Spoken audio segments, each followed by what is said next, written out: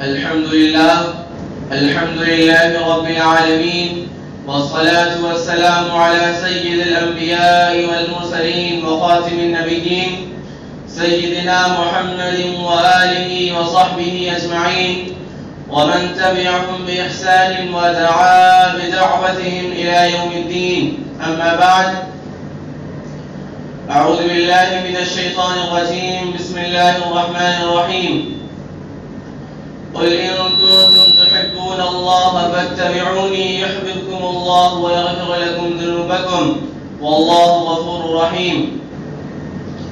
عن أنس بن مالك رضي الله عنه قال: قال رسول الله صلى الله عليه وسلم: ثلاث من كن فيه وجد حلاوة الإيمان، أن يكون الله ورسوله أحب إليه مما سواهما، وأن يحب المرء لا يحبه إلا لله، وأن يكره أن يعود في الكفر كما يكره أن يقذف في النار.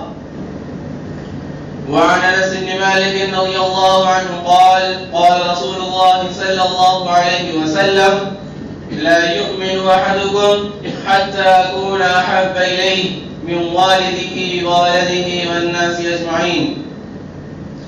وعن أنس بن مالك رضي الله عنه قال: إن أعرابيا قال لرسول الله صلى الله عليه وسلم: متى الساعة يا رسول الله؟ قال: ما أعددت لها؟ قال: حب الله ورسوله.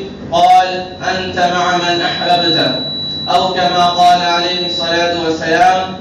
أقول هذا أستغفر الله لي ولكم ولسائر المسلمين من كل ذنب فاستغفروه إنه هو الغفور الرحيم.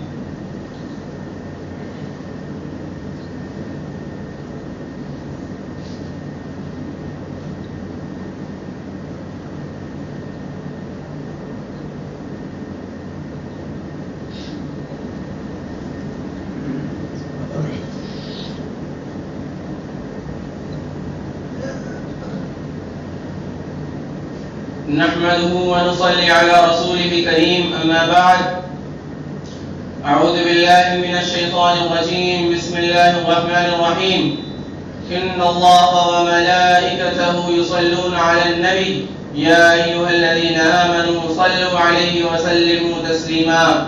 اللهم صل على محمد وعلى آل محمد كما صليت على إبراهيم وعلى آل إبراهيم إنك حميد مجيد.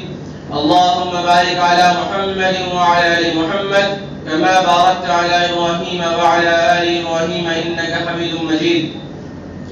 خصوصا على الخلفاء الراشدين المهديين. ربنا اغفر لنا ولإخواننا الذين سبقونا بالإيمان ولا تجعل في قلوبنا غلا للذين آمنوا ربنا إنك رؤوف رحيم. اللهم انصر من نصر دين محمد صلى الله عليه وسلم واجعلنا منهم، واخذل من خذل دين محمد صلى الله عليه وسلم ولا تجعلنا منهم. عباد الله رحمكم الله، إن الله يأمر بالعدل والإحسان وإيتاء ذي القربى وينهى عن الفحشاء والمنكر والبغي يعظكم لعلكم تذكرون.